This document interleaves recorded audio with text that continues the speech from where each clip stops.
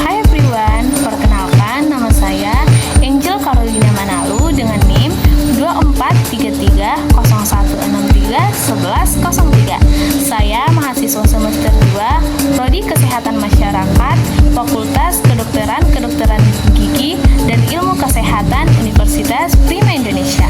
Nah, dalam video kali ini saya akan membahas tentang materi paragraf. Nah, pembahasannya mencakup yang pertama itu pengertian paragraf, unsur-unsur pembentuk paragraf, persyaratan paragraf, struktur paragraf, dan yang terakhir itu jenis-jenis paragraf. Oke, selamat menyaksikan.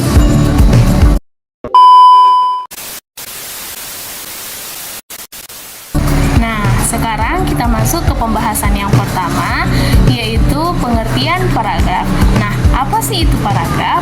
Paragraf itu adalah kumpulan kalimat yang biasanya mempunyai satu ide pokok dan cara penulisannya sedikit menjorok ke dalam atau menggunakan garis baru. Nah, nama lain dari paragraf ini disebut dengan alinea. Pembahasan yang kedua yaitu tentang unsur-unsur pembentuk paragraf. Nah, adapun unsur-unsurnya itu yaitu terdiri dari kalimat utama dan kalimat penjelas. Nah, kalimat utama itu adalah kalimat yang memuat inti dari sebuah penggalan cerita atau paragraf, yang di dalamnya memuat ide pokok, ide utama, gagasan pokok, gagasan utama. Dalam sebuah paragraf biasanya ada satu kalimat. Dan yang kedua itu kalimat penjelas. Kalimat penjelas adalah gagasan yang mendukung untuk memperjelas atau menggambarkan informasi dalam kalimat utama. Contohnya nih, kalimat utama, kebersihan lingkungan sangat penting bagi kesehatan. Nah, itu bisa dikelompokkan ke dalam kalimat utama. Dan kalimat penjelasnya, oleh karena itu, kita harus selalu menjaga kebersihan lingkungan di sekitar kita, di sekolah maupun di mana saja. Sudah banyak orang terserang penyakit karena tidak menjaga kebersihan lingkungan, seperti DBD, diare, dan masih banyak penyakit lainnya. Nah, itu bisa dikelompokkan menjadi kalimat penjelas. Oke, selanjutnya kita masuk ke pembahasan yang ketiga, yaitu tentang persyaratan paragraf. Nah, adapun persyaratan paragraf itu juga terdiri dari dua. Yang pertama kesatuan dan yang kedua koherensi. Nah, kesatuan. Paragraf harus memperhatikan dengan jelas suatu maksud atau tema tertentu. Sebuah paragraf dikatakan memiliki kesatuan apabila unsur-unsurnya bersama, mendukung dan bergerak menunjang sebuah maksud tunggal atau gagasan utamanya. Nah, yang kedua itu koherensi.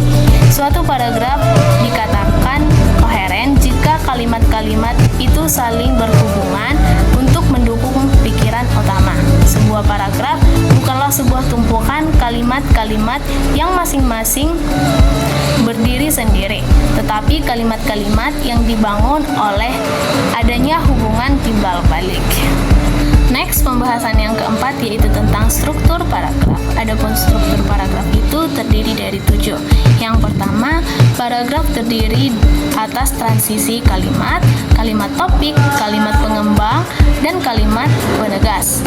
Yang kedua, paragraf terdiri atas transisi berupa kata, kalimat topik, kalimat pengembang, dan kalimat penegas.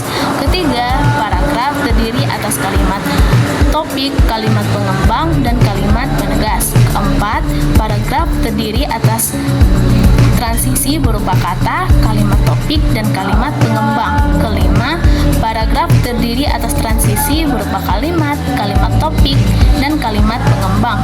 Keenam, paragraf terdiri atas kalimat topik dan kalimat pengembang. Dan yang ketujuh, paragraf terdiri atas kalimat pengembang dan kalimat topik. Oke, sekarang kita masuk ke pembahasan yang terakhir, yaitu pembahasan kelima tentang jenis-jenis paragraf. Nah, adapun jenis-jenis paragraf itu terdiri dari 5 jenis. Yang pertama, paragraf deskriptif, paragraf eksposisi, narasi, argumentasi, dan persuasi. Nah, sekarang kita akan bahas satu-satu ya. Yang pertama, paragraf deskriptif. Paragraf deskriptif yaitu suatu paragraf yang menceritakan atau memaparkan sesuatu secara jelas. Yang kedua, paragraf eksposisi. Suatu paragraf yang memaparkan cara atau petunjuk supaya pembaca memahami bacaan dengan jelas.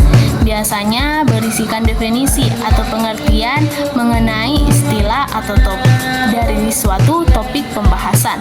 Yang ketiga itu paragraf narasi, yaitu suatu paragraf yang menceritakan suatu kejadian atau peristiwa yang di dalamnya terdapat subjek, pelaku, waktu, kejadian, serta alur cerita. Ciri-cirinya yaitu dirangkai dalam urutan waktu, baik berupa alur mundur dan alur maju.